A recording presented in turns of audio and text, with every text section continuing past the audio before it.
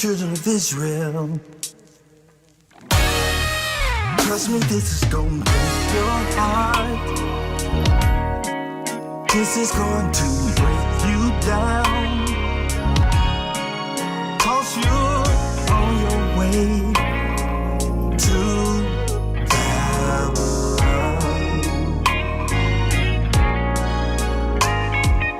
No one's gonna let you come in. Doors are fastened, windows are pinned. Keep your hands on that plow.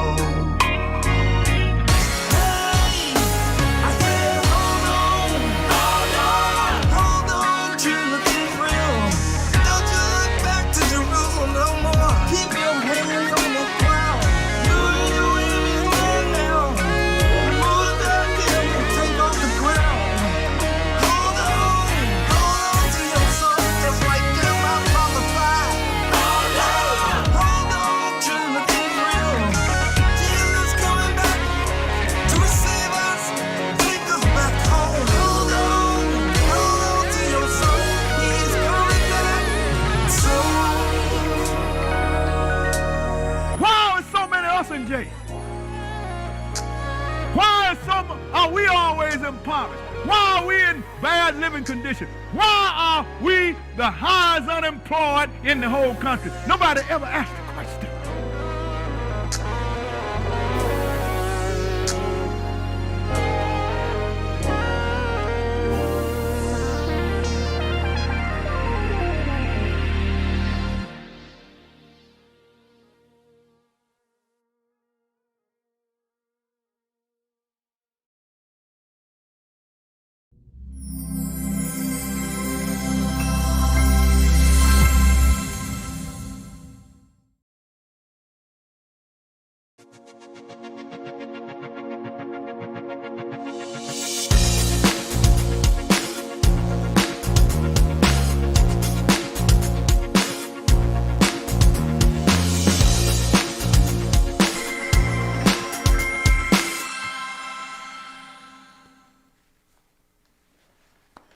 Greetings, brothers and sisters. Greetings, greetings, greetings, greetings, greetings.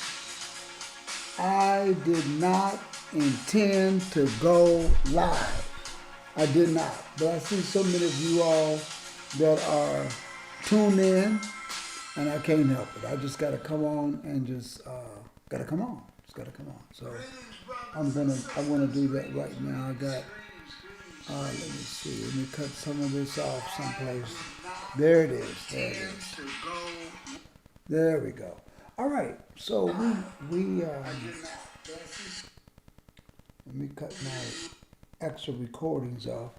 We have. I see all of you all are coming in. Man, this is awesome because I have no lights on, no cameras on.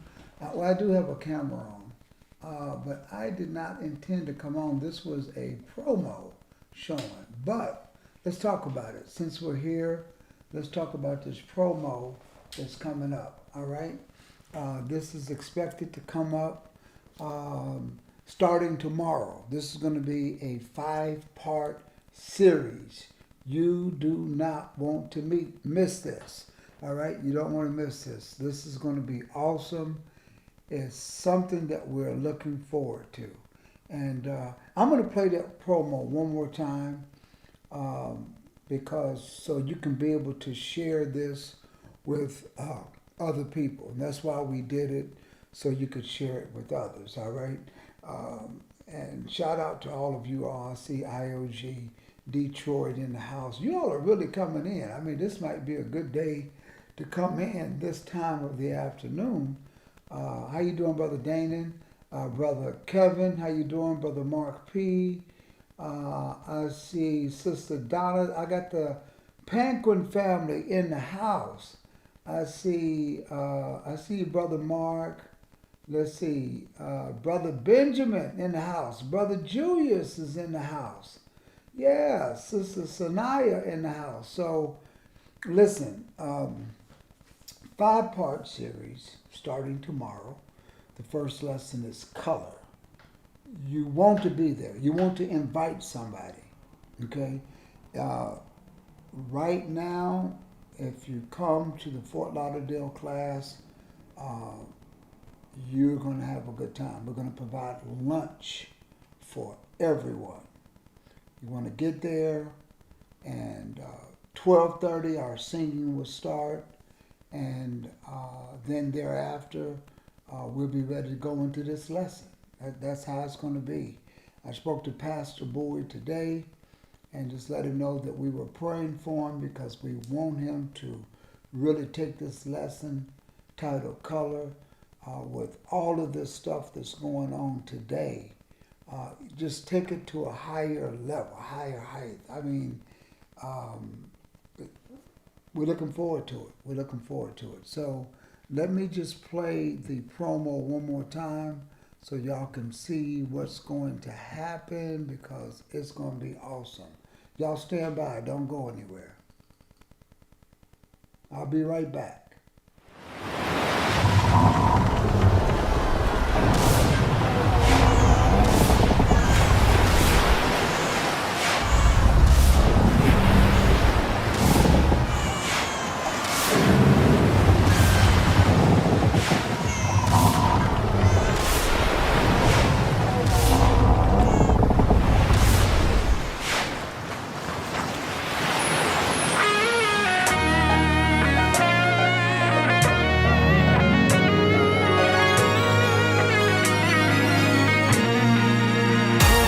Children of Israel, trust me, this is gonna break your heart. This is going to break you down. Cause you're on your way to Babylon.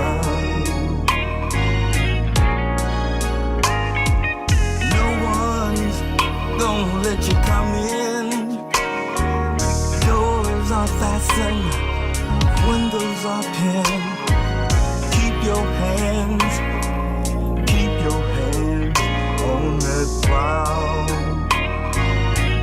Hey, I said hold on, children of Israel. Don't you look back to Jerusalem no more. Keep your hands on the plow. Move your enemies land now. Move that hill and take off the ground. Hold on to your soul, just like Jeremiah prophesied. Hold on, children of Israel. Jesus coming back to receive us, take us back home. Hold on to your soul. He's coming back soon. Why is so many of us in jail? Why are we always impoverished? Why are we in bad living conditions? Why are we the highest unemployed in the whole country? Nobody ever asked the question.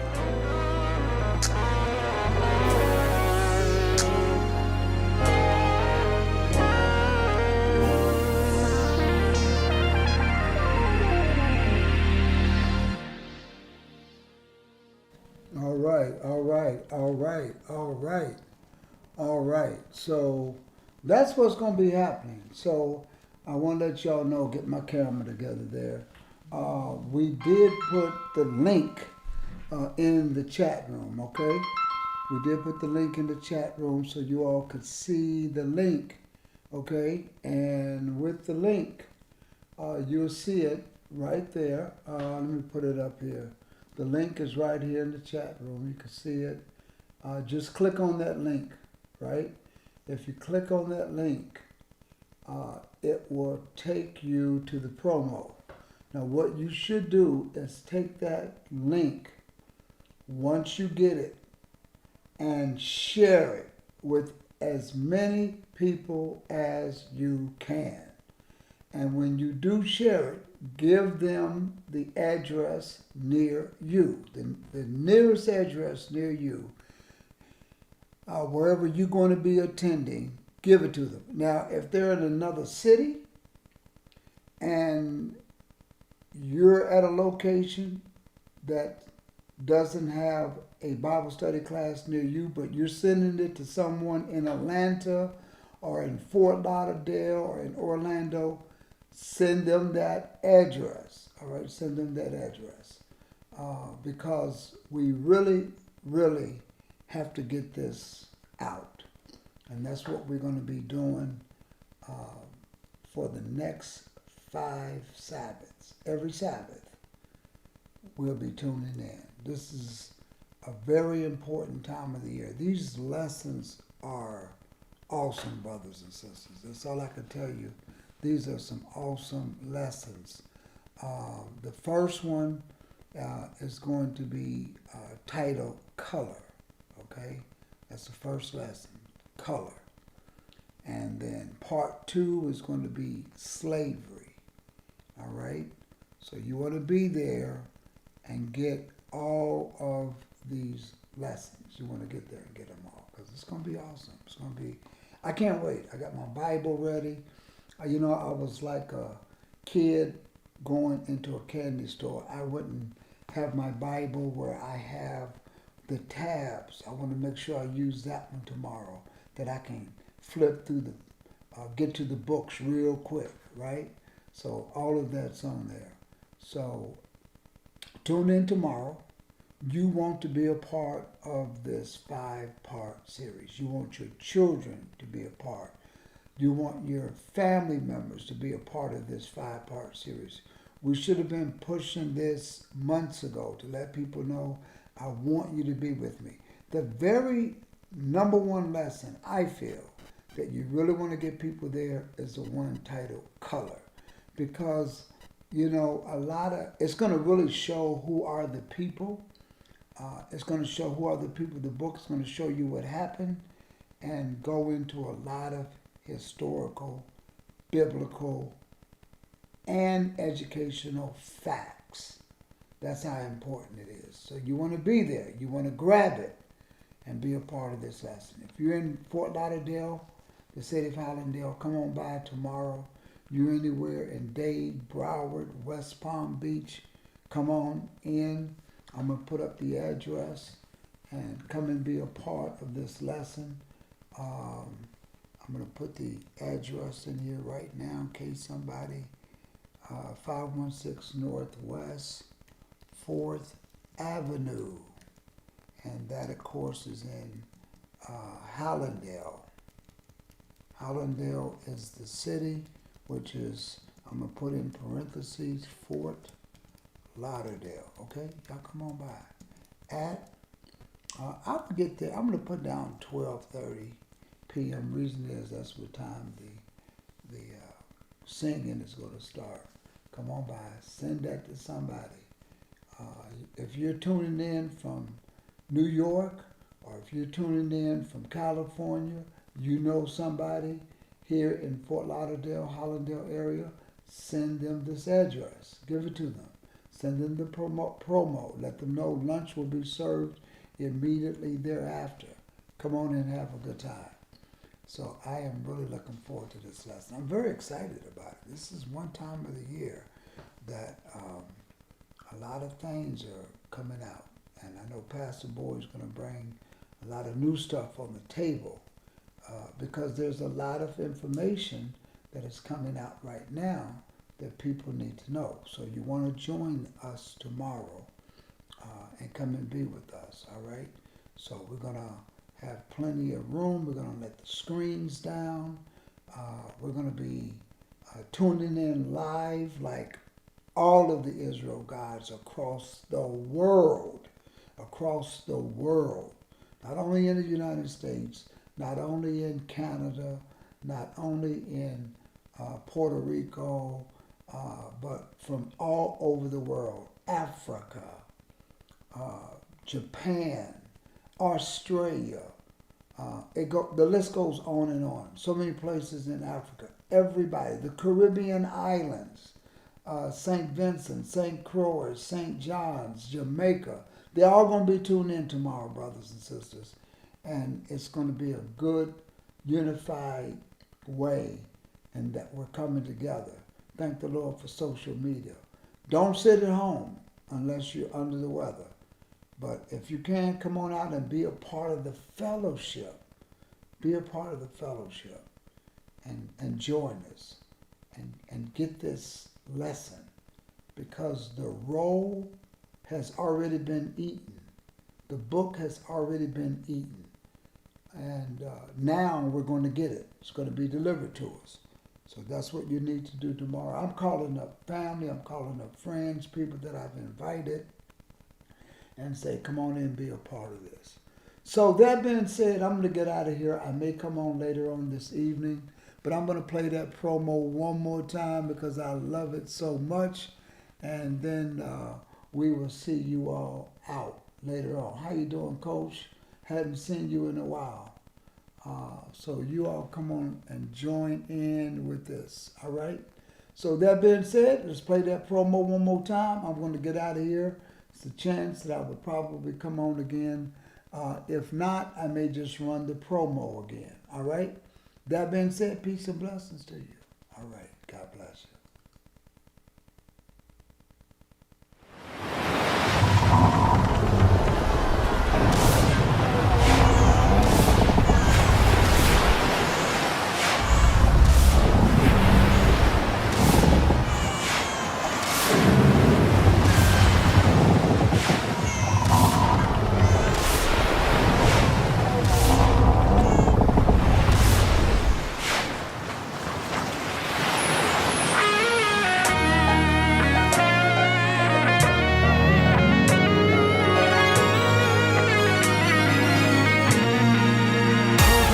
Children of Israel,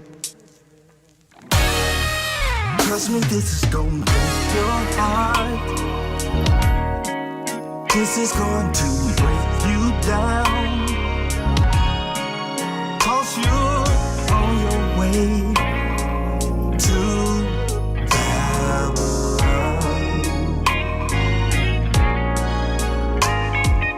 No one's gonna let you come in. Doors are fastened, windows are pinned. Keep your hands on that plow. Hey, I said hold on, children of Israel. Don't you look back to Jerusalem no more. Keep your hands on the plow. Move your enemies land now. Move that hill and take off the ground. Hold on to your soul, just like Jeremiah prophesied. Hold on, children of Israel. Jesus coming back to receive us, take us back home. Hold on to your soul. He's coming back soon. Why are so many of us in jail? Why are we always impoverished? Why are we in bad living conditions? Why are we the highest unemployed in the whole country? Nobody ever asked the question.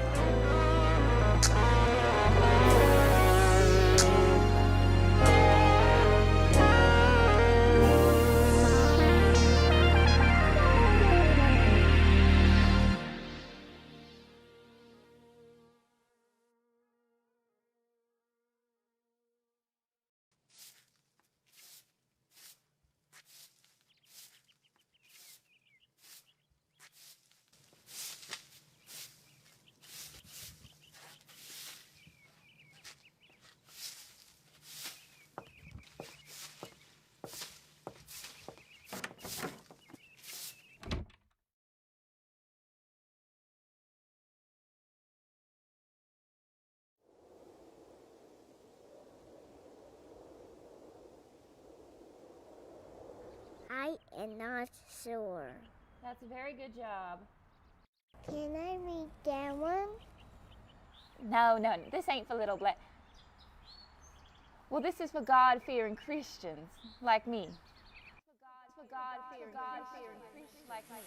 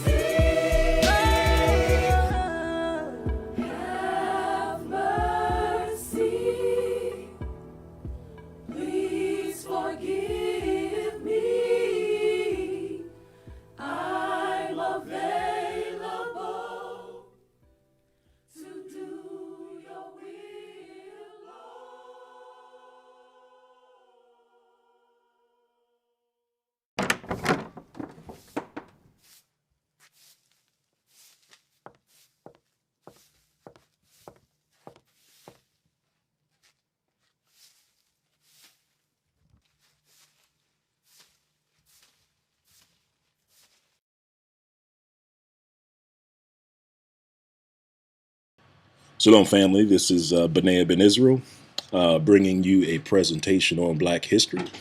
The name of this presentation is Black History, the Inquisition. That's Black History, the Inquisition. Now, you may be surprised to know, or you may be wondering, why would we associate the Inquisition with Black history? Well, believe it or not, the Inquisition has had a great impact on Black history. And so what I'm going to do in this presentation, we're going to try to keep it short and sweet. I'm only going to review 8 references. So in this presentation, is the wish is that you don't hear my words, but you hear the references of the authors that were around 100 or so years ago. So with these references, I don't like to use references that are from the 1900s or newer. So basically, whenever you open up a book and you see that that publication date in there, I like to use publication dates or books with publication dates of like the 1800s or older, because those books tend to have a lot of truth in them. So let's go ahead and get started. Don't want to delay too long. So what we'll do is we're going to do a couple of things. One is we'll just read just a few references as to the color of the Jews, and then we'll get rolling into the other references. I do have some follow-up presentations on the color of the Jews. I may put 20 or so references together just to kind of put the nail in the coffin as far as that conversation is concerned. But for this presentation, we're only going to do 3. And hopefully these are 3 references that you haven't seen before. All right, so what I'm going to do is I'm in a PowerPoint presentation. I'm going to exit out of that and just take you to one of the first references. So this reference comes from a book called The Negro in the New World by Sir Harry Johnston. And for some of these, I may not read out the reference there, but you will be able to see it on the screen. And if you want to see if you can find these references yourself, feel free to pause and write that information down, and then you can kind of proceed. So this one comes from, again, Negro in the New World. And we're going to go to page 27.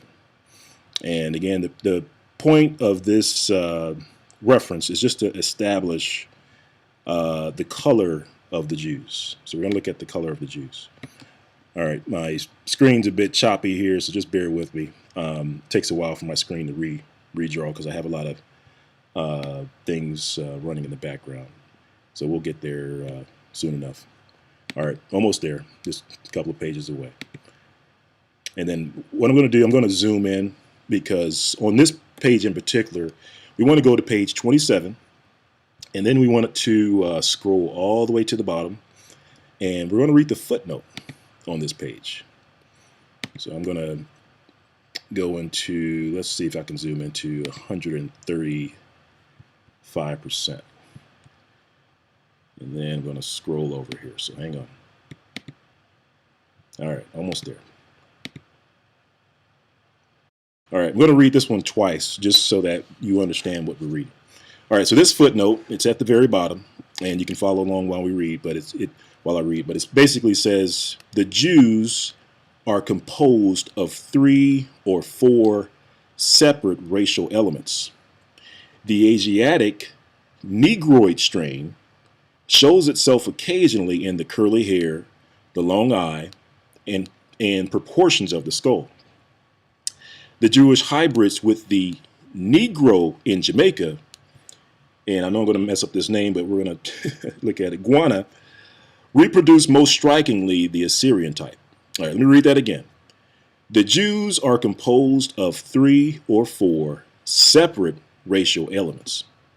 The Asiatic Negroid strain shows itself occasionally in the curly hair, the long eye, and the proportions of the skull. The Jewish hybrids with the Negro in Jamaica and Ghana reproduce most strikingly the Assyrian type. All right. So this kind of just gets us started in linking the Negroes, or the so-called African Americans, to being the Jews. So let's take another look at another reference.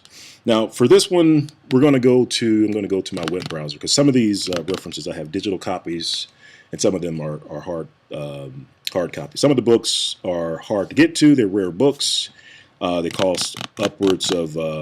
I've seen some of these books at around $50,000. Actually, 58 was the highest I've seen them, or $11,000. So don't be surprised if you go out there and you try to find them and you see some just crazy prices associated with these references. And it has to do with, they're just, the powers to be just kind of want to keep some of these books out of mainstream.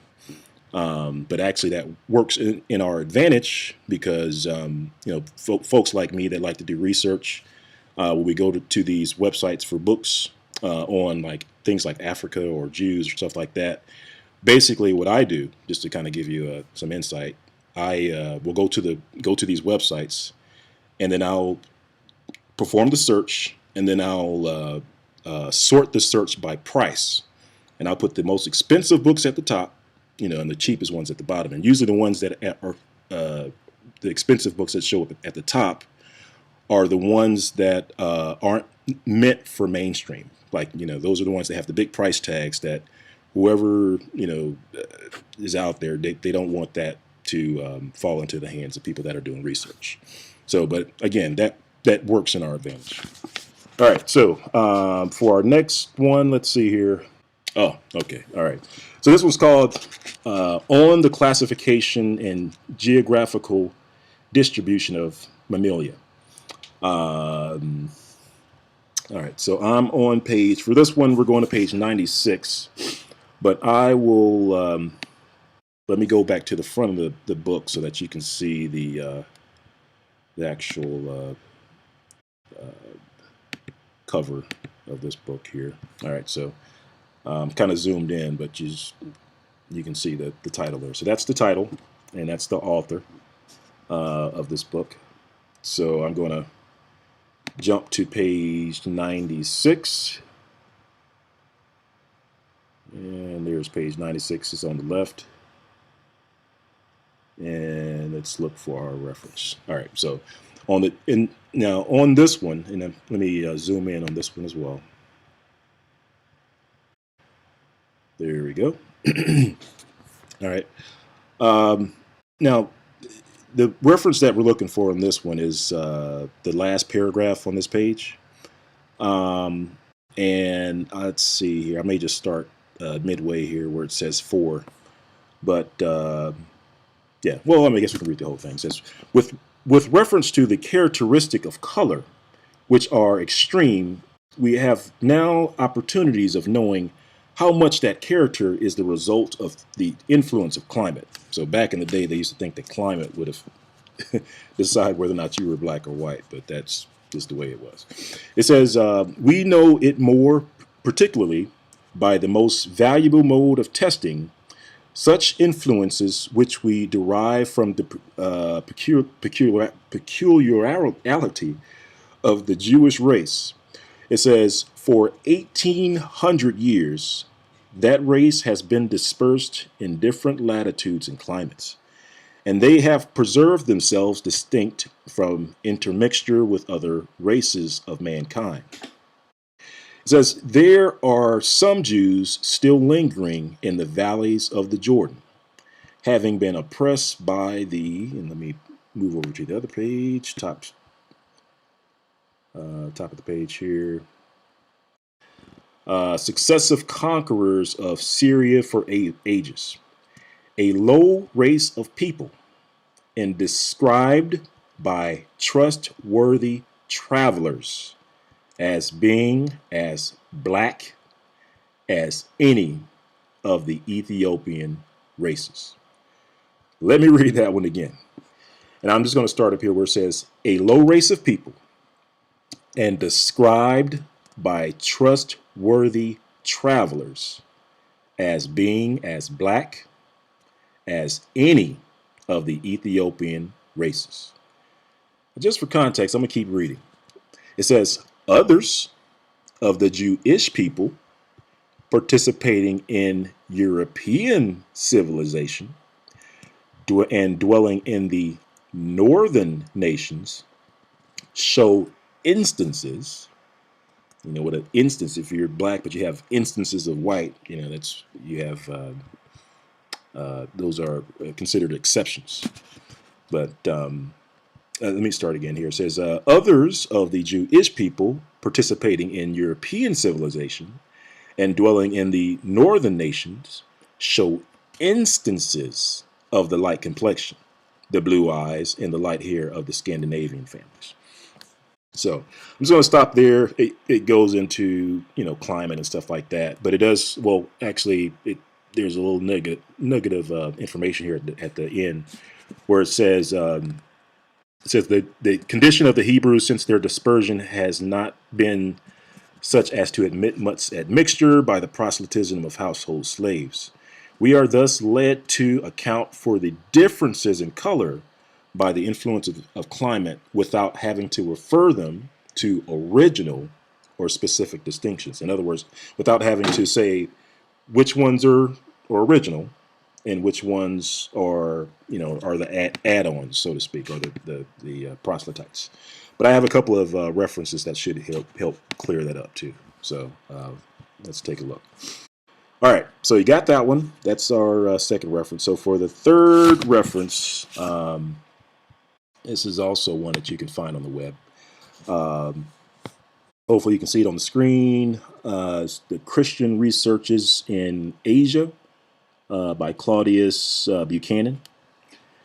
And so you should be able to see that on the left-hand screen. If not, let me see if I can zoom in here. Actually, so I'm on page, for this one, the references is on page 205, and I'm going to scroll up to the front page so that you can see the book.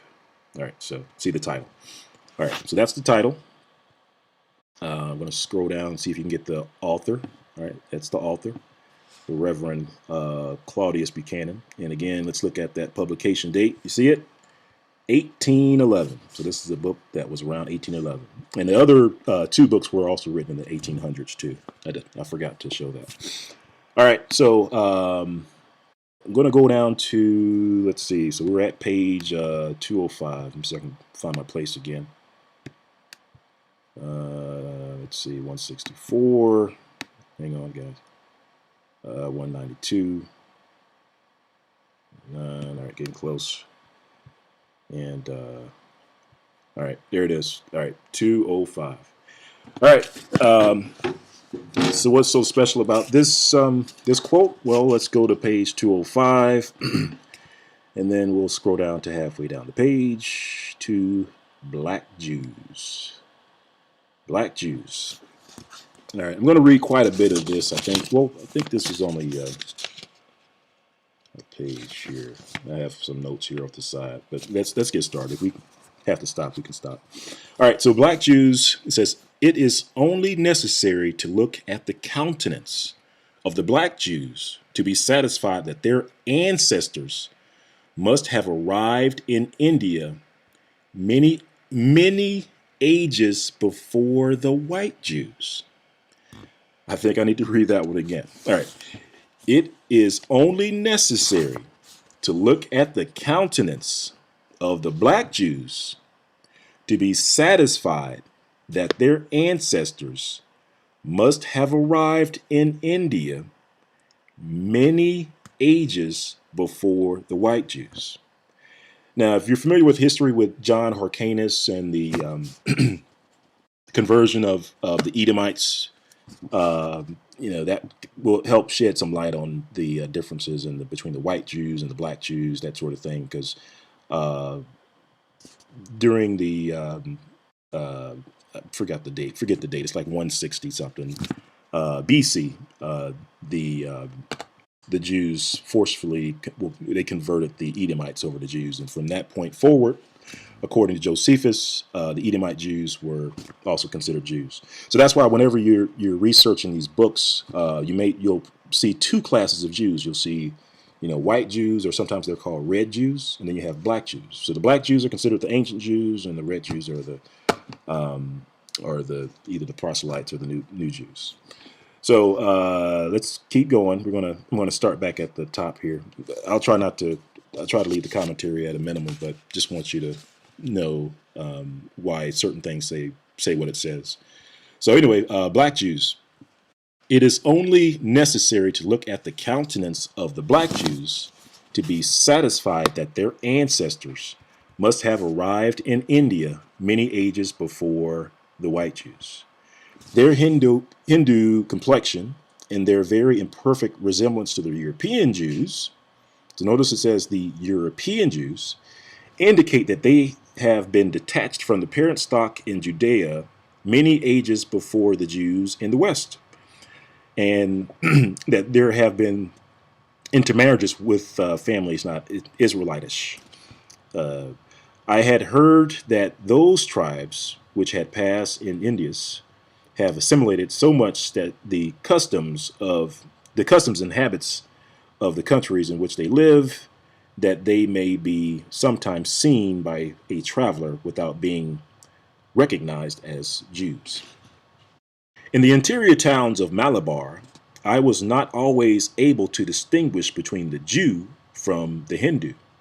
I hence perceived how easy it may be to mistake the tribes of Jewish descent among the Afghans and other nations in the southern parts of Hindustan. The white Jews look upon the black Jews as an inferior race and as not of a pure caste, which plainly demonstrates that they do not spring from a common stock in in India. Let me just scroll down here. I think there's one or two interesting lines out of this. All right.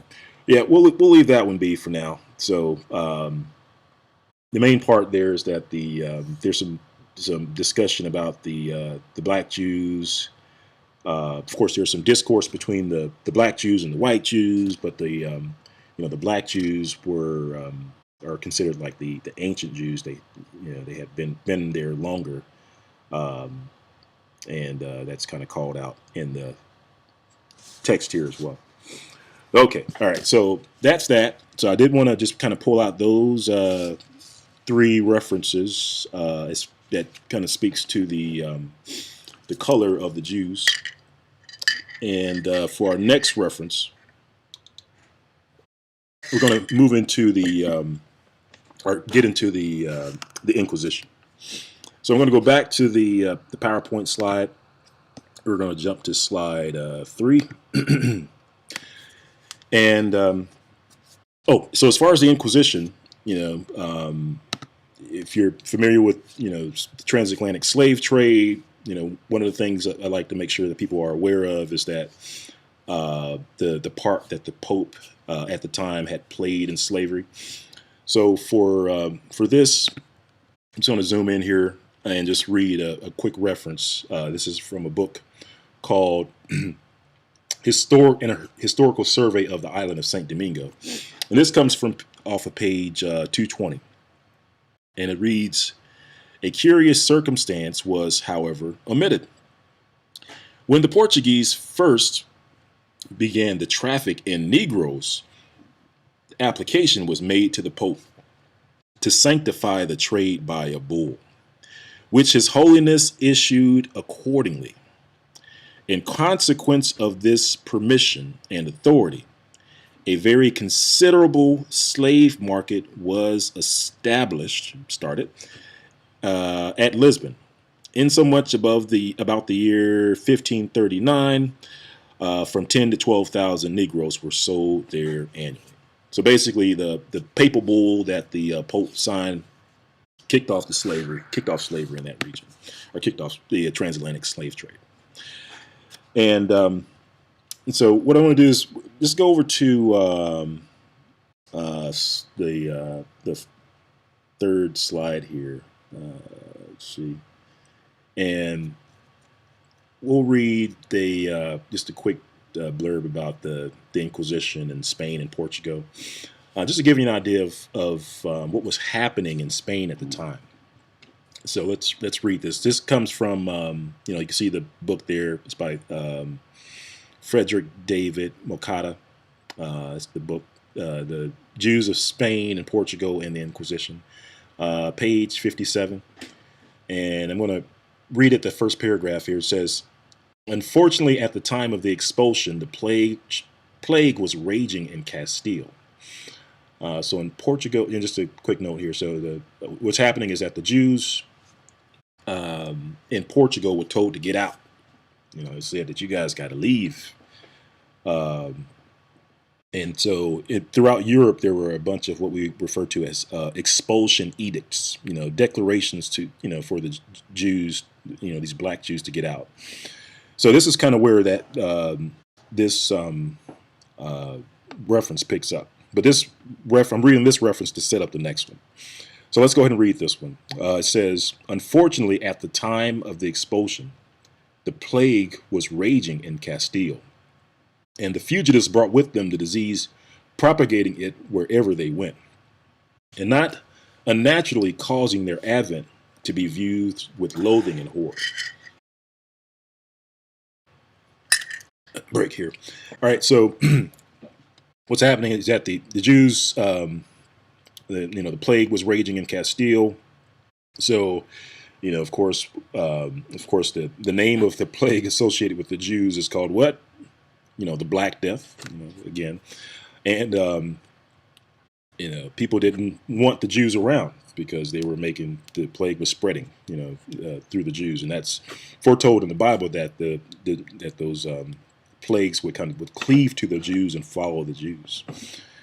So as we read here, it says, this circumstance induced King John, excuse me, induced King John, take a sip of my tea here. All right. This circumstance induced King John to hasten their departure from Portugal, for which purpose ships were duly provided. So the king said, get out, and I'll provide you some ships to get out. But then some shady stuff went down with the ships too, but it's not covered in this one. And keep reading. It says, this circumstance induced King John to hasten their departure from Portugal, for which purpose ships were duly provided, according to the agreement. But such was the temper of the captains and the sailors that they subjected the Jews to the hardest possible conditions. They plundered them of their goods and valuables, even to their very clothes, taking the shirts off their back, basically. And landed them naked and bare of everything on barren points of the African coast.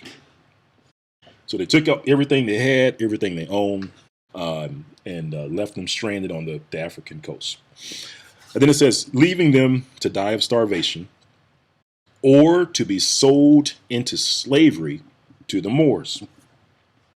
Nor was this all. The king, and that's King John, wrested from their parents all the children between the ages of 3 and 10. And just to pause here, it says it's 10 in this reference. In other references, you'll see that the king at that time changed it. He increased it to I believe it was like 3 and 16. We'll actually read it here shortly, if I remember. And then later he increased it to include the Jewish children or young adults in the 20s. So it was basically all the young folks. All right, so back to the reference. It says, nor was this all. The king wrested from their parents all the children between the ages of 3 and 10 of those Jewish immigrants who from poverty or otherwise had omitted to pay the capitation tax on entry. So when the Jews came into Portugal, they charged them a tax. Think of it as a toll booth. So as the Jews were coming in, they put that toll booth down. They said, you guys got to pay me. And if you can't pay me, I'm taking your kids.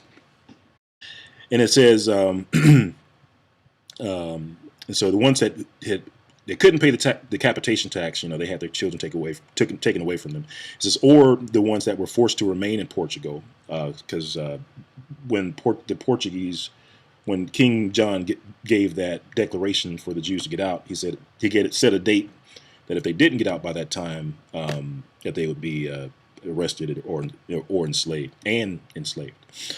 And let's see what happened to them. So the ones that had omitted to pay the capitation tax on entering, or those who were forced to remain in Portugal, and they had them transported, they had them sent to the newly discovered islands of St. Thomas. So he took the Jews to St. Thomas, which then swarmed with alligators and other beasts of prey, to be brought up as Christians. And so just keep in mind that with this reference, so this reference tells us that the children of the Jews and the Jews, we know that there were women and men in there as well, but for the most part, there were the children that were taken from the Jews in Portugal and Spain, and that they were sent, according to this particular reference, they were sent to St. Thomas. But we have some other references that'll show you exactly where they were sent in addition to St. Thomas, which is on the west coast of Africa. All right, so we're going to exit out of this presentation. So now we've learned that during the time of the Inquisition, and this was just one of the expulsion edicts, that the Jews were sent to the west coast of Africa, in particular St. Thomas Island. All right, so for our next reference, now this is what I call a high value reference, and the reason why I call it that is because of the time period that this reference comes from and the person who it comes from. So this particular reference comes from a author called John Ogilvie, and I'm going to see if I can get to the title screen so you can see the author and the title. About John Ogilvie, he was the cosmographer and printer to the king, and I believe it was King Charles II. So John Ogilvie would be a person of interest. So we would want to know what John Ogilvie would have to say, because he would be someone that would have the ear of the king at the time. And we know that that London, that they played a major role in the transatlantic slave trade. So for this one, for this reference, I believe the reference for this guy is way back. There's actually some really good material in here, but we're going to go to one that's all the way in the back of the book. So if you can, let me zoom in just so that you can see the title, if you can't already see it. So let me do that first. And my screen's still rendering. All right. So this is the book that we're going to take a look at. This too is one of those rare books that is hard to get a hold of. There used to be digital copies out there floating on archive.org, but they pulled those copies. So you have to kind of poke around to see if you can get it. Yeah, I will, and I'll put some links out there for them. But let me zoom back out, and I'm going to go over to page. Let's see here. We're going to do page, I believe it's 575. And let's see if it renders. All right. Yep. So actually, page 574. I think that's the interesting paragraph. So on page 574, this is just kind of give you some background. This is talking about King John again. So this is about King John. This is about discussing Portugal and west coast of Africa, and the people that were there. So this interesting gives a really good description as to who's on the west coast of Africa and who put them there. I'll say that again. This reference is a good reference that shows us who's on the west coast of Africa and who put them there. So halfway down on the page, and it's one of those books, like if you can get your hands on a digital copy, feel free to read the whole thing for context. But this these couple of paragraphs pretty much sum up the whole west coast of Africa. And it says, the Portuguese that dwelt on this island, that's St. Thomas, informed the Netherlanders, the Dutch, that few lived above 50 years there. Yet, notwithstanding the great gain tempted them to tarry. So there was money to be had. So, the Netherlanders wanted to go anyway. So, but the Portuguese kind of warned us. They told them that, on this island, we don't live long. And basically, the Europeans didn't live long in Africa when they went there at the time because of the because of the weather and the plagues and all that stuff.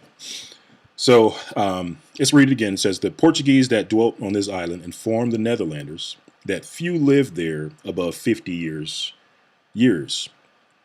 there. Yet, notwithstanding the great gain, tempted them to tarry. So there's money to be had. It says, several of them having 200 or 300 Negroes that worked in the sugar mills. And we have a semicolon, and it says, it's going to explain it. It says that John III, King of Portugal, that we just read about, right, sent a colony thither above 200 years before. So 200 years before the writing of this book was written in 1670, I think. So 200 years before that book, King John, who was around in the 1400s, he sent a colony there, whom though the unwholesome air destroyed. So the first colony that he sent there, it killed him. It said, yet the place was not left desolate, so they did not all die. He said, for he sent new inhabitants who first settled Guinea. Now, if you have a map of Guinea, Guinea is the west coast of Africa. All right. So these people, so the king sent new inhabitants who first settled Guinea, and this is in the 1400s. Next, in Angola, if you're familiar with the continent of Africa, Angola is just below Nigeria. You got Congo, then you got Nigeria. So that whole area. And lastly, on the island of St. Thomas. So remember, we read about St. Thomas on our previous reference. If you don't remember, just feel free to back up the presentation. But I'm going to read it again without stopping here. Hang on. All right. That John III, King of Portugal, sent a colony thither above 200 years before, whom the unwholesome air destroyed. Yet the place was not left desolate. For he sent new inhabitants, who first settled Guinea, next in Angola, and lastly on the island of St. Thomas. So this tells us that the King John sent a colony to those three places, which was the west coast of Africa. And let's read what John Ogilby has to say about it. So he says, let's see, for he sent new inhabitants who first settled Guinea, next in Angola, and lastly on the island of St. Thomas, that so they might be better used to the air, that the said king sold all those Jews for slaves.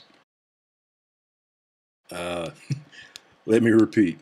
So, King John is, the king of Portugal, and we read I think it was either 2 or 3 references back that, the king of Portugal petitioned the Pope for slavery, right? So the Pope issued that papal bull, authorized it, things kicked off.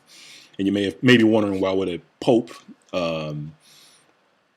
authorize the Negro slave trade? Well, it looks like we have our answer here. So if we read this again, it says, I'm just going to back up a little bit just so that we get the proper context. It says that John III, King of Portugal, sent a colony thither above 200 years before. So back in the 1400s, whom though the unwholesome air destroyed, Yet the place was not left desolate, for he sent new inhabitants who first settled in Guinea, next in Angola, and lastly on the island of St. Thomas, West Africa. So they might be better used to the air, that the said king sold all those Jews for slaves that refused to embrace the Roman religion. Let me read that again. That the said king sold all those Jews for slaves that refused to embrace the Roman religion. So now you know why the Pope at the time authorized the transatlantic slave trade. Let's keep reading. And caused their children to be baptized. And we read about the children in the previous reference. And caused their children to be baptized, from whom, coming thither to that place, the west coast of Africa, in great numbers. You got to read this one slow. It says, coming thither in great numbers. Then it says, most of the present inhabitants were descended. Let me read that one again. It says, from whom, coming thither in great numbers, west coast of Africa, the Jews coming there in great numbers, who were, according to this, were sold as slaves. He said most of the present inhabitants there were descended. So now you can understand why this book wouldn't be out there on mainstream, right? Because this reference is pretty damaging. There's some other text in this book as well, but that's pretty much your transatlantic slave trade in a nutshell. But we're not done. But wait, there's more. All right, so we're going to leave this reference and go over to our next reference because we want to get some more understanding about the transatlantic slave trade and these now reading this this reference, now we know that there were Jews on the west coast of Africa, and we also know who put them there, and we know who sold them as slaves, and we know that Portugal was one of the first countries to participate in the transatlantic slave trade. Okay, all right. So for this next next reference, this is also a reference from John Ogilvy, but this book is called Africa, being an accurate description of the regions. So I have it up on the screen. I'm going to zoom in just so that you can see the title. And this too is a digital copy. And I'm going to zoom back out so that I can navigate the pages. And I believe there's a couple of pages of interest in here, but the one that I want is 34. We got a graphic there. Let me just keep going. There it is. All right. So page 34. All right. So page 34. I'm just going to start at the top of page 34 and read down. And this book confirms who are on the west coast of Africa. Okay. All right. It reads, many Jews also are scattered over this region. Some natives, boasting themselves of Abraham's seed, inhabiting both sides of the river Niger. Now, you may be looking at the screen and wondering why I'm not pronouncing that Niger. That's because back in the day, it wasn't called Niger. That's a relatively modern pronunciation of it. It was actually called nigger. And that's where the word nigger, the derogatory term, comes from in the States, and that's because of the slaves that were gathered from the river Niger Delta. So this tells us who the niggers are according to the people around during that time. So let's read. It says, let me start again. It says, many Jews also are scattered over this region. So there's not a whole lot of interpretation that we need around that. So we know a lot of Jews were scattered over this region. It says, some natives boasting themselves of Abraham's seed, inhabiting both sides of the river Niger. Others are Asian strangers who fled thither either from the desolation of Jerusalem by Vespasian, or from Judea, wasted and depopulated by the Romans, Persians, Saracens, and Christians. So basically, all the Jews fled from these different places and came to the west coast of Africa, is what John Ogilvie is writing here. Who, let me just remind you, he's the cosmographer and geographic printer of the king. So this isn't just some guy, right? This is what we refer to as a high value reference. All right. Or else such as came out of Europe. And I need to read that again. Or else such as came out of Europe, whence they were banished. Because what a lot of people don't know is that the Jews were banished out of the European countries. So all this talk about the Jews going up and living happily in Europe, that's kind of a half truth. Maybe for the Edomite Jews they could pull that off, but for the real Jews were banished out of Europe. All right, so or else such came out of Europe, whence they were banished, out of some parts of Italy in 1342, out of Spain in the year 1462, out of the Low Countries in 1350, out of France in 1403, out of England in 1422. These all differ in habit, and are divided into several tribes, having no dominion, though both wealthy and numerous.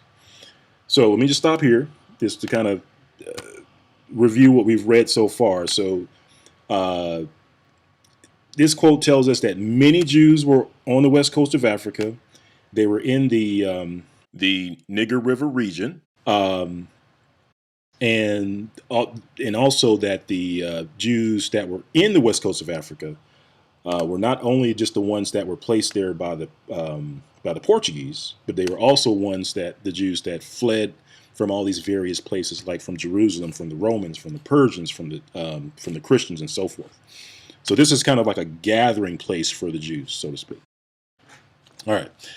Let's keep reading. It says, these all differ in habit and are divided into several tribes, having no dominion, though both wealthy and numerous, but despised of all nations, and so abominated by the Turks that they are not admitted to be Mohammedans, unless first baptized, and then no otherwise made use of than to receive their customs and to gather their taxes. So basically it's just saying that that these Jews were despised out of all the nations. And here they were sitting on the west coast of Africa. And the Mohammedans, used them just to gather their taxes. But the European nations sent them into slavery, according to John Ogilvie. Okay. All right. So we got that. Let me see if there's another reference we want to share. All right, so we read this quote here. The Jews of Spain and Portugal. And this one, when we read this one, we read that the King of Portugal expelled the Jews from his country, took the children away, and this quote says that he took them to St. Thomas Island. John Ogilvie then goes on to say that they not only took the Jews to St. Thomas, but they took them to Guinea and Angola as well. And this next quote comes from, let's see, you can see the book. There's Portuguese exploration to the west and the formation of Brazil. But this is another high value reference. So this reference comes from, and I'm going to butcher his name, but it's Garcia de Resende. And this guy is the official chronicler of King John. All right, so he's the chronicler of the king. So let's see if Garcia de Resende says anything different than what John Ogilby, who's the cosmographer of the king. So it's going to read a little down from the top here. It says, by the year 1470, the Portuguese had found the equatorial islands of St. Thomas in the Guinean coast, off the African coast.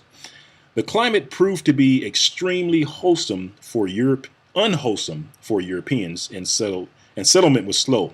So basically, he's affirming what we read in some of our other references, which just said that the Europeans didn't live long when they went to the west coast of Africa. It goes on to say the official chronicler of King John, that's John right there, Garcia de Resende, reports on one of the methods to populate this island that also throws some light on the tragic form of Jewish participation in the Portuguese Atlantic Empire. It says the king had allowed Jewish refugees from Spain from where they had been expelled.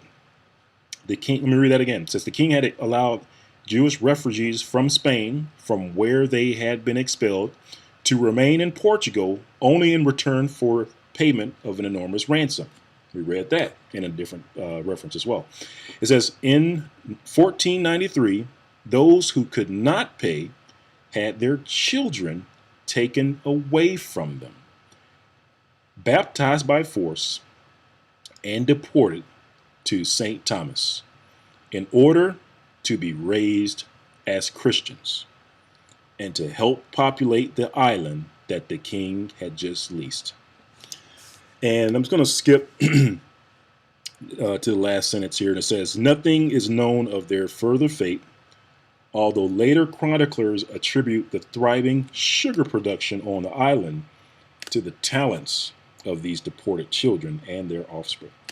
So this one, this reference tells us that the Portuguese sent the children, took the children away from the Jews, baptized them by force, and put them into slavery, basically is what it's saying. All right. And this is just another, just a side note here, just to kind of show you that a description of the Portuguese community. So the very last sentence on this page, I don't have a page number. I'll try to get you that page. I'll get you that page number. And it says, the documents also describe the evolution of the black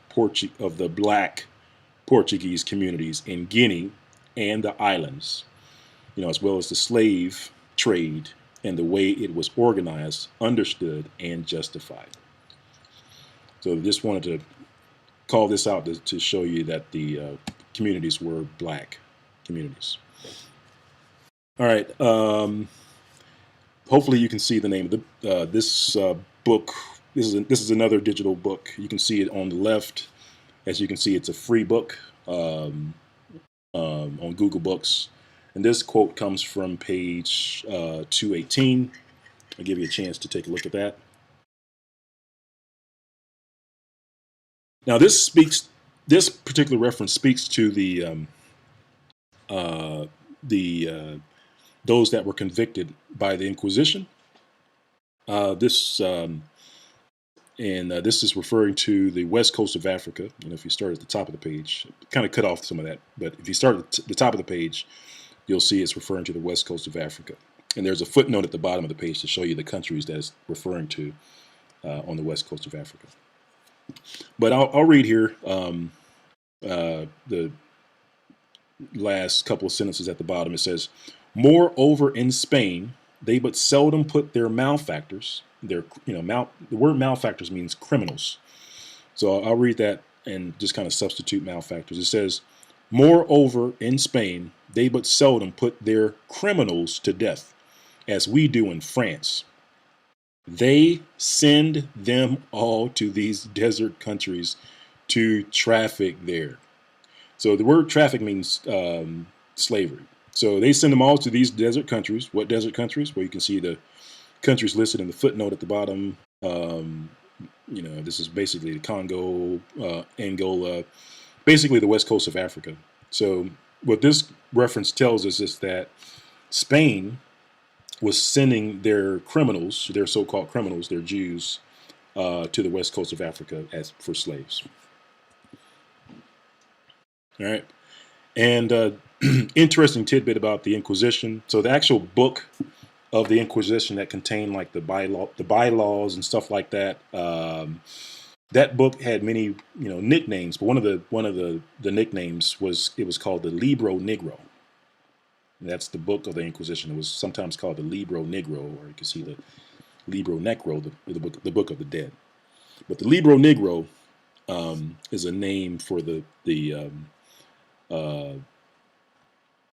official book of the Inquisition. And within that book, it showed the crimes and how to conduct the trials and also the sentences. And this is just one of those books that are out there on Amazon, just to show you that it's called the El Libro Negro de la Inquisición, the Black Book of the Inquisition. And this is just another cross reference from St. John of the Cross. It just reads, thus the Libro Negro, in which were recorded the acts of the chapters and definitiaries, vanished except for a few extracts. So just saying that the Libro Negro disappeared after a while. It's kind of hard to find. All right, I'm going to skip that one, that reference. Okay, all right, so I'm going to back Region. up.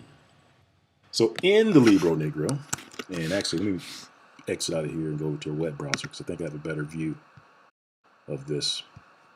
Hopefully you can see this in your screen. But the name of this book is A Narrative of the Persecution of Hipólito Joseph de Costa, Volume 2. And within this book, it defines some of the sentences that were given out as part of the Inquisition. Like, so basically what the Inquisition was, you had the I call them like the secret police, for the Jews that didn't want to embrace the Roman version of Christianity. They would be arrested and then, by the Inquisition officers, and they would be tortured, and they would try to wrestle a confession from them, and then either burn them at the stake, or they would ship them off somewhere. So the purpose of this reference is to tell us where those that were convicted by the Inquisition. We want to use this reference to tell us where the convicted Jews were sent. So what I just did a quick search here, and it's just to show you the places. So we're just going to run through them really quick, but it says, and she shall be, and this is just kind of reading off the punishments, and she shall be sent to the galleys. And if a female, she shall be exiled to the island of Principe, West Africa, St. Thomas, West Africa, or Angola. And this one is, we kind of catch this one mid-sentence here, but it says, shall be condemned to the same punishment of whipping, and shall be exiled for the same period to the kingdom of Angola or some parts of Brazil. I think this one's mid-sentence too. Let's see, it says, and and shall be sent to the galleys or exiled to St. Thomas or Angola. And this one's another one, exiled to the island of Principe, St. Thomas, or Angola, West Africa. Shall be exiled for as many years to Brazil or Angola, and shall be exiled to St. Thomas, Angola, or Brazil. And there's a few more here, and it's pretty much the same thing. You'll see St. Thomas, Angola, or Brazil for a lot of these. So basically, what the Inquisition was doing was that it was sending those Jews that were convicted. It was sending them to the west coast of Africa. So I think we'll stop there for now, and we'll pick this up in another video. But this is we'll end this video. We'll call it part 1, and this is Black History, the Inquisition. Black History, the Inquisition, and hopefully with some of these references, you can begin to see how the Inquisition had a direct impact, mostly, on the so-called African American, which are the true Hebrews, or the true children of Judah, from the house of Judah. So thank you for watching. There will be another video to come. I do have another video coming up on the color of the Jews to kind of put that whole conversation to bed as far as what the Jews look like. We'll kind of ramp up the references on that one, just so that we can kind of squash all the back and forth as far as the color of the Jews. I just want to make sure we leave no question by the time that video ends. So thank you again for watching, and feel free to continue your research, and by all means make these references your own. And with that said, shalom.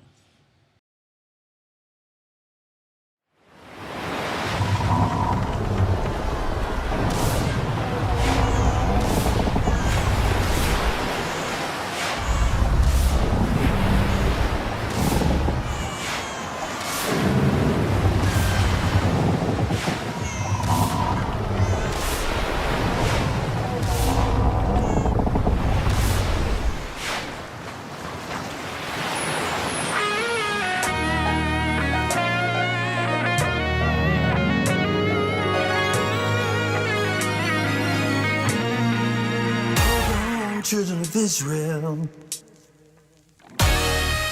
trust me, this is gonna break your heart. This is going to break you down, 'cause you're on your way to Babylon.